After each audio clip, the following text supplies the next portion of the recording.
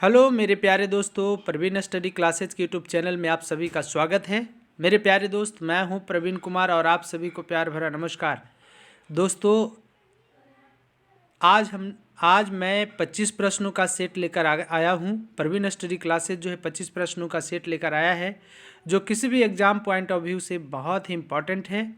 मेरे प्यारे दोस्त, हम लोग उन सारे प्रश्नों को बनाएंगे और देखेंगे कौन कौन सा प्रश्न है। यदि आप चैनल पर नए हैं तो चैनल को ज़रूर सब्सक्राइब कर दीजिए, साथ ही साथ बेल आइकन को भी प्रेस कर लीजिए और दोस्तों को शेयर भी कर दीजिए। चलिए, यदि मेरे प्यारे दोस्त, यदि आप इस तरह के कार्य करते हैं तो मेरी ऊर्जा का संचय होता है और भी मैं मेहनत करके अच्छे अच्छे प्रश्न लाने का प्रयास करता हूँ।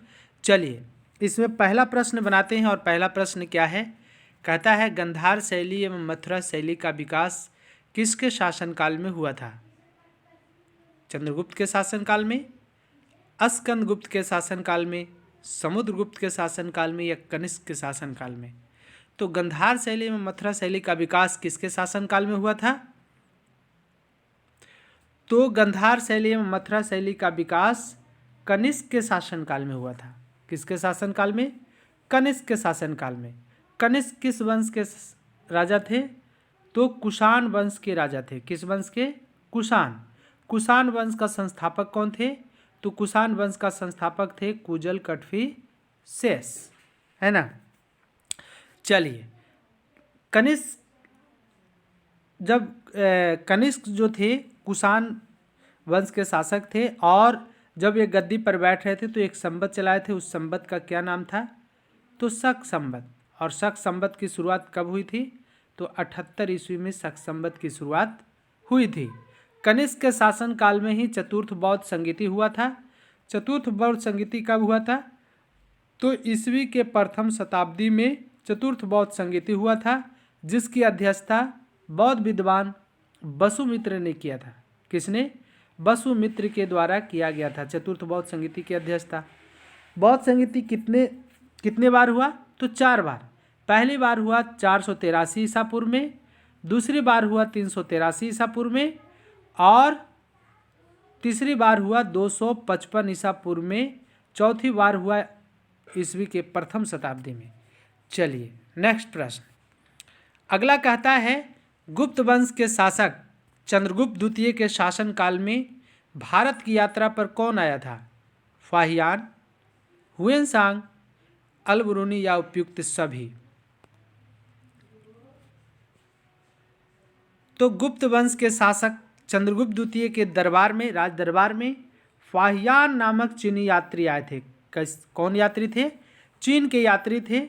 यही जो है चंद्रगुप्त द्वितीय के शासनकाल में आए थे, है ना। और मध्य प्रदेश की जनता के बारे में इन्होंने बताया था। किसके बारे में? मध्य प्रदेश की जनता के बारे में। और बोला था कि यहाँ के लोग बहुत ही संपन्न लोग हैं। चलिए, और भी ऑप्शन में दिख रहे हैं हुएनसांग। हुएनसांग किसके शासनकाल में आए थे? तो हुएनसांग आए थे हर्षवर्धन के शासनकाल में। और कब आए थे? तो 629 ईस्वी में ये जो है चीन से चले थे। 630 ईस्वी में पहुँचे थे और 645 लगभग 15 वर्षों के बाद 645 ईस्वी में पुनः चीन को वापस हो गए थे। हुएनसांग जो है हर्षवर्धन के शासनकाल में आए। आगे देखिए, ये किए क्या थे? तो यहाँ पर बौद्ध धर्म की दीक्षा लेने के लिए और नालंदा विश्वविद्यालय में पढ़ाई करने के लिए हुएनसांग आए थे। चलिए, नालंदा विश्वविद्यालय की स्थापना किसने की थी? तो कुमारगुप्त के द्वारा। किसके द्वारा? कुमारगुप्त प्रथम के द्वारा नालंदा विश्वविद्यालय की स्थापना की गई थी। नालंदा विश्वविद्यालय को बर्बाद किसके द्वारा किया था? किसके द्वारा किया गया था? तो बख्तियार खिलजी के द्वारा। चलिए, अलबरूनी किसके शासनकाल में आए थे? तो अलबरूनी आए थे मोहम्मद गजनबी के शासनकाल में। और मोहम्मद गजनबी के शासनकाल में कितने लोग आए थे, है ना? कितने लोग आए थे? तो देखिए, इसका एक सिंपल सा फॉर्म बनाया हुआ है। फिरदौसी, अलबरूनी, उतवी और फरूखी, 4 विद्वान जो थे किसके शासनकाल में? मोहम्मद गजनवी के शासनकाल में भारत आए थे। चलिए अगले प्रश्न, कहता है मंदिर बनाने की कला का जन्म किस काल में हुआ? मौर्य काल में, गुप्त काल में, पल्लव काल में या कुषाण काल में? पल्लव काल लिखा गया है, पल्लव काल होगा। पल्लव काल में किसके किसके कौन से काल में मंदिर बनाने की कला का जन्म हुआ? तो चलिए इसका सही जवाब क्या होगा? तो मंदिर बनाने की कला का जन्म गुप्त काल में हुआ। किस काल में? गुप्त काल में। चलिए अगले प्रश्न की ओर चलते हैं। कहता है जिम कॉर्बेट नेशनल पार्क का नाम बदलकर नया नाम क्या कर दिया गया है? बताइए। ओरंग राष्ट्रीय उद्यान, रामगंगा राष्ट्रीय उद्यान या नरेंद्र मोदी राष्ट्रीय उद्यान या उपयुक्त में से कोई नहीं? क्या होगा इसका सही जवाब? तो इसका सही जवाब होगा जिम कॉर्बेट नेशनल पार्क का नाम बदल करके रामगंगा राष्ट्रीय पार्क, रामगंगा राष्ट्रीय उद्यान कर दिया गया है। ये कहाँ है? तो ये उत्तराखंड में है। भारत का सबसे पुराना राष्ट्रीय उद्यान नेशनल पार्क जो है जिम कॉर्बेट नेशनल पार्क है। इसकी स्थापना 1935 ईस्वी में, कहीं कहीं 1936 भी देता है, लेकिन अधिकतर जगह आपको देखने को मिलेगा 1935। तो जिम कॉर्बेट नेशनल पार्क की स्थापना जो हुआ था 1935 में हुआ था। और इसका पहले नाम क्या था? तो heli national park. Jim Corbett national park का पुराना नाम क्या है? Heli national park. उसके बाद इसका नाम बदल करके क्या गया? Jim Corbett national park. Jim Corbett national park का नाम बदल करके हाल ही में किया गया है रामगंगा राष्ट्रीय उद्यान, मतलब रामगंगा नेशनल पार्क। एक क्यों ऐसा किया गया? क्योंकि इसके बगल से ही रामगंगा नदी के किनार पर ये नेशनल पार्क है, इसलिए इसका नाम बदल करके रामगंगा राष्ट्रीय उद्यान कर दिया गया। ओरंग राष्ट्रीय उद्यान कहाँ है? तो ओरंग राष्ट्रीय उद्यान है असम में। कहाँ है? असम में। चलिए नेक्स्ट प्रश्न, कहता है अमराबाद टाइगर रिजर्व किस राज्य में स्थित है? तेलंगाना में, असम में, उड़ीसा में या हरियाणा में? तो अमराबाद टाइगर रिजर्व किस राज्य में स्थित है? तो तेलंगाना राज्य में स्थित है ना? कहाँ है? तेलंगाना राज्य में। तेलंगाना का गठन कब हुआ था? तो 2 जून 2014 को। कब हुआ था? 2 जून 2014 को भारत के 29वें राज्य के रूप में इनका गठन किया गया था, 2 जून 2014 को, है ना? और अब जो है भारत में कितने राज्य हैं? 28 स्टेट हैं और 8 यूनियन टेरिटरीज है। कितना? संघ शासित प्रदेशों की संख्या कुल कितनी है? 8। चलिए अगले प्रश्न की बात करते हैं। अगला कहता है सॉल्ट मार्च कब हुआ था? सॉल्ट मार्च का कहने का मतलब क्या हुआ? नमक सत्याग्रह। नमक सत्याग्रह कब हुआ था? नमक सत्याग्रह, इसका सही जवाब आप बताइए क्या होगा? तो नमक सत्याग्रह 12 मार्च से 6 अप्रैल के बीच, 12 मार्च से 6 अप्रैल 1930 में हुआ था। नमक सत्याग्रह आरंभ किसने किए थे? तो हमारे राष्ट्रपिता महात्मा गांधी के द्वारा शुरू किया गया था। 12 मार्च को साबरमती आश्रम से शुरू कर करके 6 अप्रैल 1930 ईस्वी को दांडी पहुँचे और वहीं पर नमक बनाकर नमक कानून को तोड़ा। महात्मा गांधी का कहना था। अच्छा, इसमें कितने समर्थक थे? तो अपने 79 समर्थकों के साथ कितने मील की दूरी तय की थी? तो 240 मील की दूरी। और एक मील में कितना किलोमीटर होता है? तो 1.6 मतलब 1600 मीटर को एक मील कहते हैं। तो किलोमीटर की बात करें तो टोटल 386 किलोमीटर हो जाता है। तो 79 समर्थकों के साथ 240 मील या 386 किलोमीटर की पैदल यात्रा किए थे। और कितने दिन लगा था? तो 12 मार्च से 6 अप्रैल को जब जोड़िएगा तो टोटल 24 दिन की यात्रा किए थे, है ना? तो सॉल्ट मार्च कब हुआ था? 12 मार्च से 6 अप्रैल 1930 को। अगला प्रश्न, अगला कहता है नमक सत्याग्रह के दौरान गांधी जी को कब गिरफ्तार किया गया था? 4 मई 1930 को, 5 मई 1930 को, 6 मई 1930 को या 7 मई 1930 1930 को। तो नमक सत्याग्रह के दौरान महात्मा गांधी को 4 मई 1930 को ज्ञात किया गया था। कब किया गया था? 4 मई 1930 को गिरफ्तार किया गया था। ज्ञात नहीं, सॉरी, महात्मा गांधी को 4 मई 1930 को नमक सत्याग्रह के दौरान गिरफ्तार किया गया था। चलिए अगला प्रश्न। अगला कहता है बिहार में नमक सत्याग्रह सर्वप्रथम किन जिलों में आयोजित किया गया? तो बिहार में नमक सत्याग्रह सर्वप्रथम किन जिलों में आयोजित किया गया? तो ये आयोजित किया गया था चंपारण एवं सारण में। कब किया गया था? तो 16 अप्रैल 1930 ईस्वी को बिहार के चंपारण और सारण में नमक सत्याग्रह का आयोजन किया गया था। चलिए, और भी चंपारण में क्या हुआ था? तो चंपारण में हुआ था किसान सत्याग्रह। किसने शुरू किए थे? महात्मा गांधी ने। कब? 1917 ईस्वी में। कब? 1917 ईस्वी में। चलिए अगले प्रश्न की बात करते हैं। कहता है अगला प्रश्न कि पटना में नमक कानून के खिलाफ नमक बनाने के लिए किस तालाब को चुना गया था? तो पटना में नमक कानून के खिलाफ नमक बनाने के लिए किस तालाब को चुना गया था? नखास तालाब, अमरा तालाब, गायघाट तालाब या उपयुक्त में से कोई नहीं। तो किस तालाब को चुना गया था? तो ये चुना गया था नखास तालाब को। किस तालाब को? नखास तालाब को।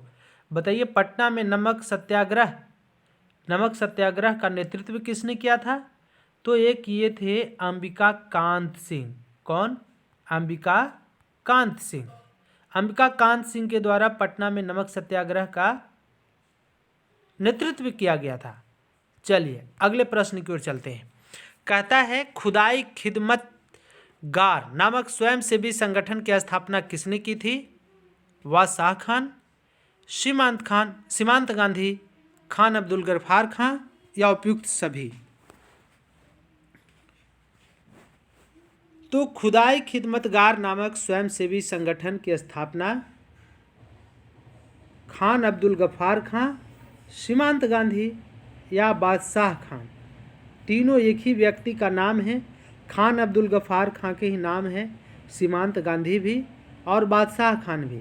इन्हीं का उपनाम है सीमांत गांधी एवं बादशाह खान। तो खुदाई खिदमतगार की नामक स्वयंसेवी संगठन की स्थापना किसने किए थे? तो इसका सही जवाब क्या होगा? उपयुक्त सभी। कब?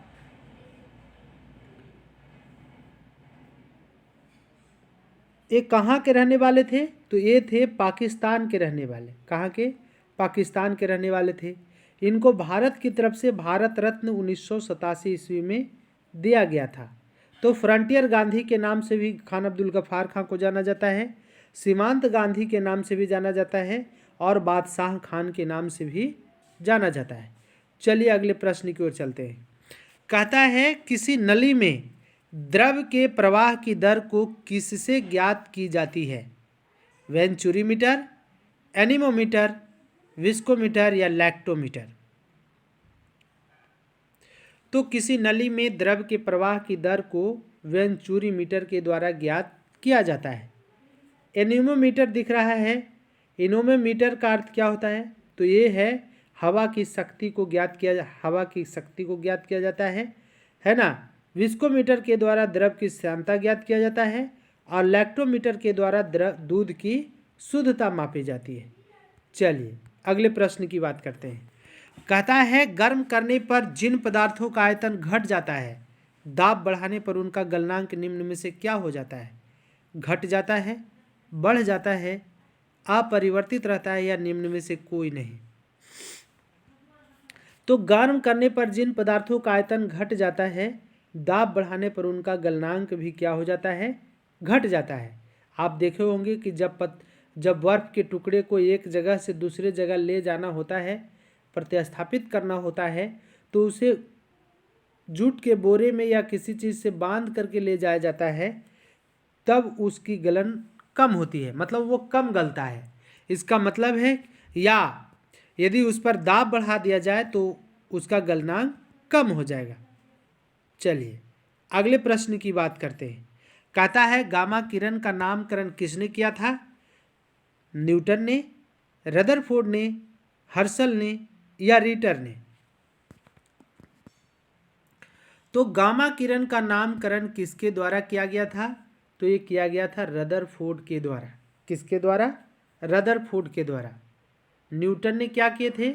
न्यूटन ने श्वेत प्रकाश की खोज की थी। हर्शल ने क्या किए थे? तो ये अवरक्त प्रकाश की खोज की थी। और रीटर के द्वारा परावैंगनी प्रकाश की किरण की खोज की गई थी। गामा किरण की विभेदन क्षमता सबसे अधिक होती है। चलिए और भी जानिए इसके बारे में। तो न्यूटन महोदय ने गति के 3 नियम दिए थे। कितने नियम? 3 नियम। कौन कौन नियम थे? प्रथम नियम, द्वितीय नियम और तृतीय नियम जानते हैं आप, है ना। चलिए परावैंगनी किरण जो सूर्य से आने वाली हानिकारक किरण, परावैंगनी किरण जो है, अल्ट्रावायलेट रेज जो है, उसको कौन अवशोषित कर लेता है? तो उसको अवशोषित करता है ओजोन परत। कौन? ओजोन परत। और ओजोन गैस का अणुसूत्र क्या होता है? तो ओजोन गैस का अणुसूत्र होता है O3। चलिए अगले प्रश्न की बात करते हैं। ध्वनि की प्रबलता स्तर व्यक्त करने का मात्रक निम्न में से कौन है? डेसिबल, फोन, हर्ट्ज या वेल? कौन है? तो ध्वनि की प्रबलता स्तर व्यक्त करने का मात्रक कौन है? तो ये है फोन। फोन के द्वारा ध्वनि की प्रबलता स्तर को ज्ञात किया जाता है। फोन ध्वनि की प्रबलता स्तर मापने का एक मात्रक है। डेसिबल ध्वनि की तीव्रता मापने का मात्रक है ना। और ध्वनि की तीव्रता मापने का सबसे बड़ा मात्रक क्या है? तो बेल। हर्ट्ज दिख रहा है ऑप्शन में। तो हर्ट्ज जो है, हर्ट्ज आवृत्ति मापने में क्या किया जाता है? हर्ट्ज किसका मात्रक है? तो आवृत्ति का ऐसे मात्रक हर्ट्ज होता है। चलिए अगले प्रश्न की बात करते हैं। अगला कहता है ससंजक बल का मान सबसे अधिक किस में होता है? ठोस में, द्रव में, गैस में या उपयुक्त सभी में? ससंजक बल का मान सबसे अधिक किस में होता है? ससंजक बल कहने का मतलब क्या हुआ? Cohesive force. और कोहेसिव फोर्स किसको कहते हैं? तो कोहेसिव फोर्स का मतलब होता है समान अणुओं के बीच लगने वाले बल को ससंजक बल कहा जाता है। समान अणुओं के बीच, जैसे जल, ठोस और ठोस के बीच, ठोस और ठोस के बीच लगने वाले बल को क्या कहते हैं? ससंजक बल। तो ससंजक बल का मान सबसे अधिक किस में होता है? तो ठोस में ही होता है। ससंजक बल का मान गैस में नगण्य होता है। नगण्य कहने का मतलब न के बराबर, 0 होता है। और ठोस की अपेक्षा द्रव में ससंजक बल का मान कम होता है। चलिए अगले प्रश्न की ओर चलते हैं। अगला कहता है कि पृथ्वी पर सबसे अधिक मात्रा में निम्न में से कौन पाया जाता है? ऑक्सीजन, सिलिकॉन, एल्युमिनियम या लोहा? तो पृथ्वी पर सबसे अधिक मात्रा में कौन पाया जाता है? तो ये पाया जाता है ऑक्सीजन। कितना परसेंट पाया जाता है? तो 46.60% पृथ्वी पर ऑक्सीजन की मात्रा पाई जाती है। 46.60%। ऑप्शन बी में दिख रहा है सिलिकॉन। सिलिकॉन कितना पाया जाता है? तो 27.72। 27 मतलब देखिए 27 का उल्टा करें तो 72 हो जाता है। तो 27.72 सिलिकॉन की मात्रा पृथ्वी पर पाई जाती है। और एल्युमिनियम की मात्रा कितना पाया जाता है? तो 8.3% एल्युमिनियम पृथ्वी पर पाया जाता है। लोहा कितना पाया जाता है? तो लोहा 5%। चलिए तो आरोही या अवरोही क्रम में इसे दर्शाने के लिए कहें, अवरोही कहने का मतलब घटते क्रम। तो घटते क्रम में आ जाएगा सबसे पहले ऑक्सीजन सबसे अधिक मात्रा में, उसके बाद कौन होता है? उसके बाद होता है सिलिकॉन। उसके बाद कौन होता है? उसके बाद होता है एल्युमिनियम। और उसके बाद लास्ट में कौन होगा? लोहा। लोहा का संकेत क्या होता है? Fe। परमाणु संख्या होता है 13, परमाणु द्रव्यमान होता है 26। चलिए ऑक्सीजन का परमाणु संख्या जानते ही हैं 8, परमाणु द्रव्यमान 16, सिलिकॉन की परमाणु संख्या 14 और परमाणु द्रव्यमान 28 और 29 के बीच में होता है। चलिए अगले प्रश्न की बात करते हैं। अगला प्रश्न क्या है? कहता है सामान्य शरीर में तत्वों की औसत मात्रा का प्रतिशत निम्नलिखित में से सबसे अधिक किस तत्व का होता है? मतलब हमारे शरीर में जो औसत मात्रा होता है तत्वों का, उसमें सबसे अधिक किस तत्व का होता है? ऑक्सीजन का, कार्बन का, हाइड्रोजन का या नाइट्रोजन का? हमारे शरीर में औसत रूप से सबसे अधिक किसकी मात्रा होती है? तो ये होता है ऑक्सीजन का। ऑक्सीजन कितना प्रतिशत हमारे शरीर में पाया जाता है? तो 65% पाया जाता है हमारे शरीर में ऑक्सीजन। इसके बाद कौन पाया जाता है? तो दूसरे स्थान पर पाया जाता है कार्बन। और कार्बन कितना प्रतिशत पाया जाता है? 18%। इसके बाद आता है हाइड्रोजन। हाइड्रोजन कितना प्रतिशत पाया जाता है? तो हाइड्रोजन पाया जाता है 10%। और हाइड्रोजन के बाद ऑप्शन 4 में दिख रहा है नाइट्रोजन। नाइट्रोजन कितना प्रतिशत हमारे शरीर में पाया जाता है? तो 3%। मतलब हमारे शरीर में औसत मात्रा के अनुसार सबसे अधिक किसकी मात्रा है? तो ऑक्सीजन की। चलिए अगले प्रश्न की ओर चलते हैं। अगला कहता है कि जब दो द्रवों के, द्रव है यहाँ पर, ध्रम लिखा गया है, द्रव, जब दो द्रवों के क्वथनांक में अंतर अधिक होता है तो उसके मिश्रण को निम्न में से किस विधि से अलग करते हैं? आसवन विधि, वर्ण लेखन विधि, उदर विधि या आंशिक आसवन विधि? क्या होगा इसका सही जवाब?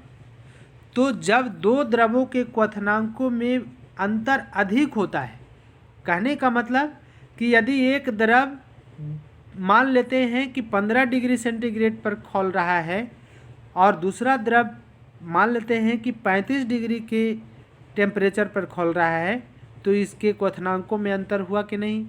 तो इनके क्वथनांकों में अधिक अंतर हो गया। कितना अंतर हो गया? तो 20 का।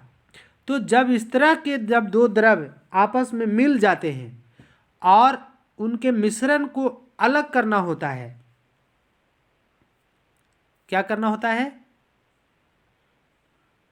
अलग करना होता है। तो किस विधि से अलग करते हैं? तो डिस्टिलेशन मेथड से। किसके मेथड से? डिस्टिलेशन मेथड से। चलिए अगले प्रश्न की बात करते हैं। कहता है गतिरोध शब्द का प्रयोग किस खेल में किया जाता है? तो गतिरोध शब्द का प्रयोग किस खेल में किया जाता है? तो गतिरोध शब्द का प्रयोग शतरंज में किया जाता है। किस खेल में? शतरंज के खेल में। और शतरंज के खेल में कितने घर होते हैं? तो टोटल 64 घर होते हैं, है ना। चलिए आगे बात करते हैं। कहता है हीरा का 1 कैरेट किसके बराबर होता है? 200 मिलीग्राम, 100 मिलीग्राम, 150 मिलीग्राम या 300 मिलीग्राम? तो हीरा का 1 कैरेट किसके बराबर होता है? तो हीरा का 1 कैरेट 200 मिलीग्राम के बराबर होता है। मतलब 200 मिलीग्राम यदि ले लें तो 1 कैरेट हीरा हमको मिलेगा, है ना। सोने को की शुद्धता किस में मापी जाती है? तो कैरेट में। और 24 कैरेट सोना को क्या हम लोग कहते हैं? शुद्ध सोना। चलिए हीरा किसका अपरूप है? तो कार्बन का 2 अपरूप होता है। कौन? हीरा और ग्रेफाइट। हीरा विद्युत का कुचालक होता है और ग्रेफाइट विद्युत का सुचालक होता है ना। चलिए अगले प्रश्न की ओर चलते हैं। कहता है बिहार के बरौनी तेल शोधक कारखाना की स्थापना किस वर्ष की गई थी?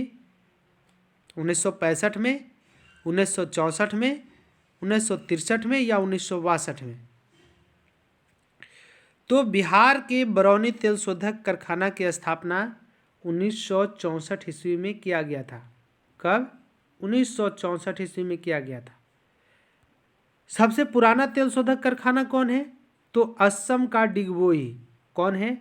असम का डिगबोई तेल शोधक कारखाना जो है भारत का सबसे पुराना तेल शोधक कारखाना है। और उसकी स्थापना कब हुई थी? 1901 ईस्वी में। कब हुआ था? 1901 ईस्वी में। चलिए अगले प्रश्न की बात करते हैं। कहता है हिप्पोकेप किस ग्रह का उपग्रह है? नेपच्यून का, यूरेनस का, मरकरी का या वेनस का? हिप्पोकेप किसका उपग्रह है? तो हिप्पोकेप नेपच्यून का उपग्रह है। किसका है? नेपच्यून का उपग्रह है हिप्पोकेप। नेपच्यून कहने का मतलब वरुण। अभी हमारे सौर मंडल में कितने ग्रह हैं? तो 8 ग्रह हैं, जिनमें सबसे बड़ा ग्रह कौन है? सबसे बड़ा ग्रह है जुपिटर। जुपिटर कहने का मतलब बृहस्पति, जिसे पीला ग्रह के नाम से भी जाना जाता है ना। और यूरेनस का अर्थ होता है अरुण, मरकरी का अर्थ होता है बुध और वेनस का अर्थ होता है शुक्र। बुध और शुक्र हमारे सौर मंडल में एक ऐसे 2 ग्रह हैं जिनके कोई भी उपग्रह नहीं पाए जाते हैं। चलिए आगे बात करते हैं। कहता है निम्न में से कौन सा झील राजस्थान में नहीं है? देवर झील, नक्की झील, पुष्कर झील या हमीरसर झील? तो कौन सा झील राजस्थान में नहीं है? तो इसका सही जवाब होगा हमीरसर झील। हमीरसर झील कहाँ है? गुजरात में।